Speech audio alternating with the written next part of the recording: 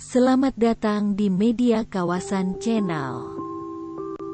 Jangan lupa bagikan, komen, suka, biar cantik dan gantengnya kamu nambah 100%. Dalam pemberitaan media massa, Anda mungkin sering mendengar istilah jurnalistik. Istilah tersebut seringkali disangkut pautkan dengan wartawan. Namun apa sebenarnya jurnalistik atau jurnalisme? Menurut Adinegoro dalam buku Hukum Komunikasi Jurnalistik yang diterbitkan pada tahun 1984, Adinegoro mendefinisikan jurnalistik sebagai sebuah kepandaian dalam hal mengarang atau menyusun kata, yang tujuan pokoknya adalah untuk memberikan kabar, informasi pada masyarakat umum secepat mungkin dan tersiar seluas mungkin.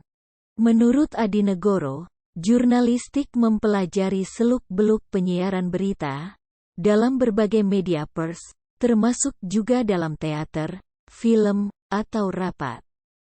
Ayo guys, bagi formula yang ingin belajar menulis berita atau yang bercita-cita jadi wartawan, kita sama-sama belajar.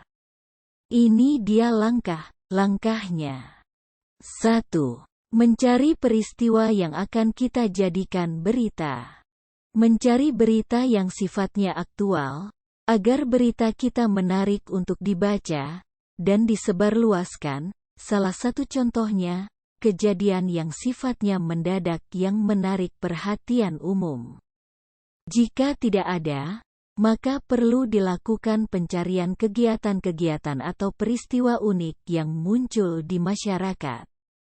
Misalnya kegiatan pejabat atau masyarakat setempat.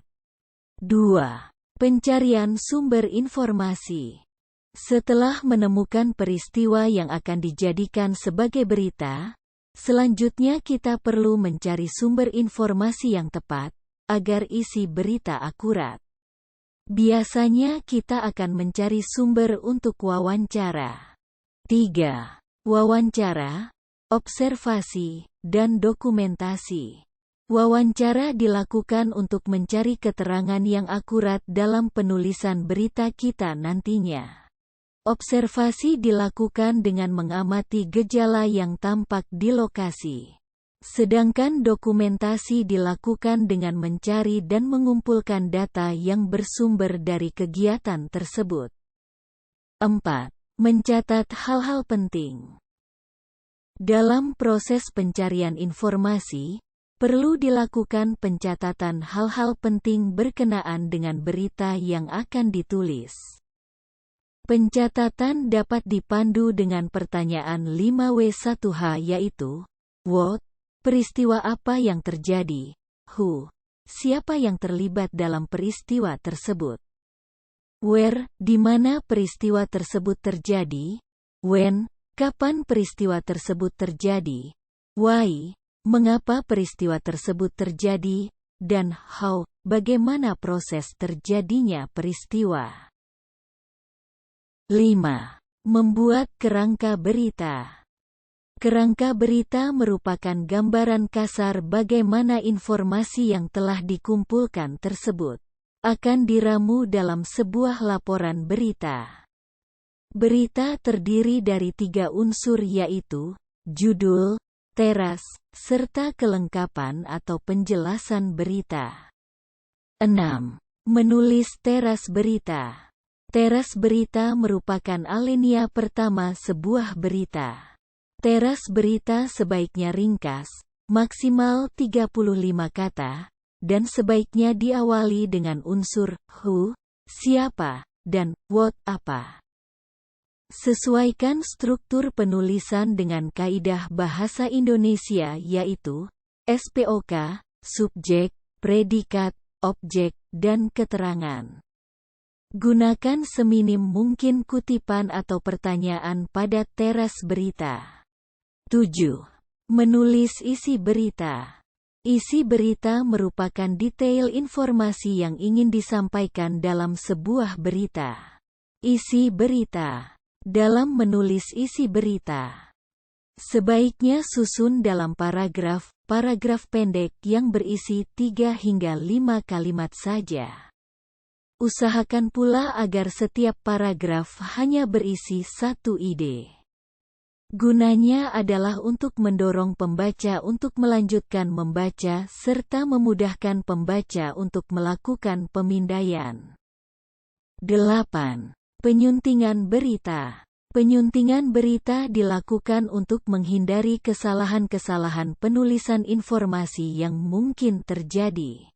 Seperti penulisan ejaan, nama, lokasi, tata bahasa, makna kalimat, pembedaan opini dengan fakta. 9. Tidak mengandung fitnah, hasutan, dan kebohongan. Sesuai dengan kaidah P3SPS, konten berita yang disiarkan harus memberikan kemanfaatan dan perlindungan terhadap publik. Konten berita dilarang mengandung hal-hal yang bersifat fitnahan, hasutan, menyesatkan dan berisi kebohongan atau hoaks. 10.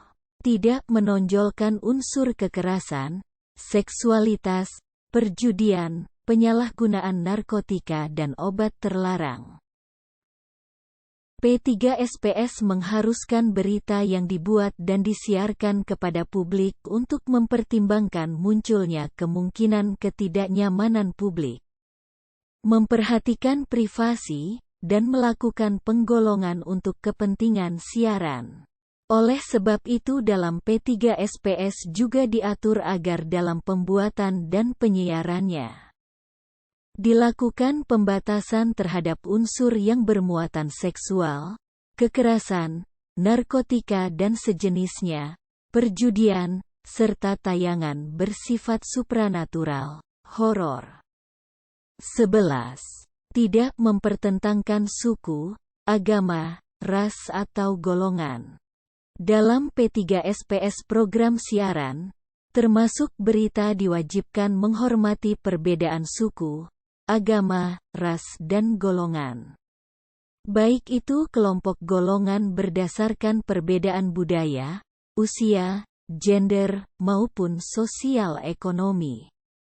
Dalam mewujudkan penghormatan tersebut, berita dilarang mengandung konten yang sifatnya merendahkan, mempertentangkan atau melecehkan suku, agama, ras dan golongan tertentu.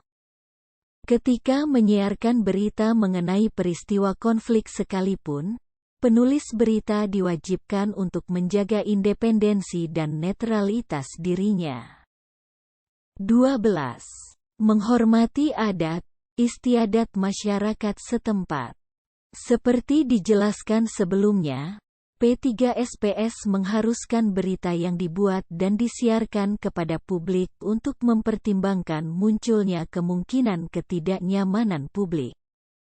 Oleh karena itu dalam pembuatannya, sebuah berita yang akan disiarkan kepada publik perlu menunjukkan sikap menghormati nilai dan norma, kesopanan, serta kesusilaan yang berlaku dalam masyarakat.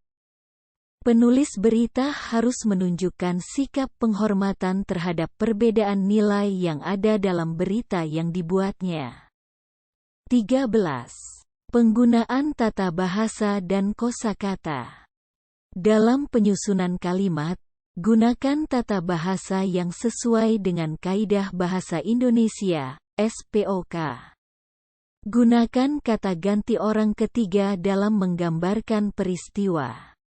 Dalam penyusunannya, lebih baik menggunakan kalimat aktif dibanding kalimat pasif. Gunakan pula kata berpasangan yang sesuai seperti baik versus maupun jika versus maka. Perhatikan penggunaan kata yang sesuai, misalnya kata dia untuk orang biasa sedangkan untuk orang yang dihormati gunakan kata beliau. Gunakan kata yang umum digunakan agar mudah dipahami, dan hindari penggunaan jargon atau istilah teknis. Periksa kembali ejaan kata, bila perlu cek kamus untuk memastikan kebenarannya. 14. Perhatikan tanda baca dan struktur kalimat. Tanda baca diperlukan untuk melakukan pemenggalan kalimat. Pastikan meletakkan tanda baca dengan baik, yang sesuai dengan kaidah bahasa Indonesia dan tidak merusak makna kalimat. Hindari kalimat panjang, maksimal 16 kata, sebab susunan kalimat yang pendek akan lebih mudah dimengerti dan enak dibaca dibanding kalimat yang panjang. Hindari penggunaan dua kata yang sama dalam satu kalimat, dan jangan memulai kalimat dengan kata sambung seperti namun, sehingga. 15. Kutipan dan atribusi. Kutipan diperlukan untuk memperkuat, menegaskan atau memberi fakta dalam berita yang ditulis. Sedangkan atribusi diperlukan dalam berita yang bersifat opini. Sebaiknya gunakan satu kutipan atau atribusi dalam satu paragraf.